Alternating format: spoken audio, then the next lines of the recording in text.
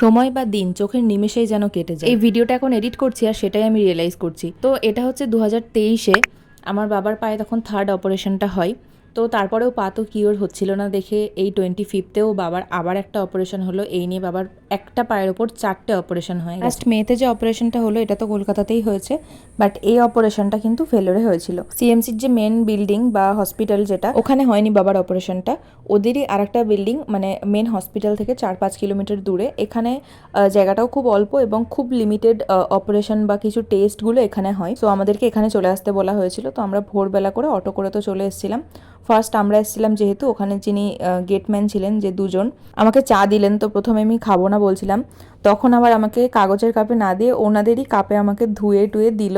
তো আমার খুব ভালো লেগেছিল এটা। আর আমি প্রায় ওখানে 1 মাস থেকেছিলাম, তো যেটা রিয়েলাইজ করেছি, south Indian people are so sweet, at the same time they are so helpful. না চা দিয়েছিল বলে বলছি না, এমনি 1 মাস থেকে আমি সত্যি আমি যেটা ফিল করেছি সেটাই বললাম। এনিওয়ে, অপারেশনের পরে কিন্তু বাবাকে 2-3 ঘন্টা রেখে তারপরে ছেড়ে দিয়েছিল।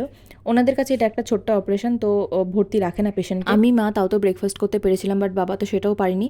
আর যার জন্য রুমে ঢোকার সাথে সাথে আমি খাবারগুলো কিনে আনলাম, যেহেতু খাওয়া দাওয়ায় বাবার তেমন একটা রেস্ট্রিকশন ছিল না, যার জন্য এই টুকটাক খাবারই কিনে আনলাম। আর রুমে এসে বাবার কিন্তু কমেডি শুরু হয়ে গেছে। আরে শুধু পাউরুটি খেলে হবে না,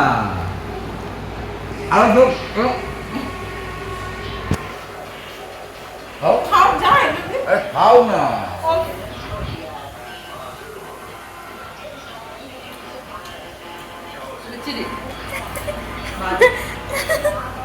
বাবাকে হসপিটাল থেকে বলে দিয়েছিল মাজা খেতে অপারেশনের পরে, তো বাবা মাজা দিয়ে পাউরুটি খাচ্ছিল, সেটা মাকে ট্রাই করাবেই করাবে। তো সেটা নিয়ে খানিকক্ষণ হাসাহাসি চললো। ভিডিওটা আপলোড করবো কি করবো না ভাবছিলাম, তারপরে দেখলাম না, সেই সময়কার 2-3টে আর ভিডিও আছে, সেগুলো আপলোড করে রাখবো যাতে করে পরে দেখতে পারি।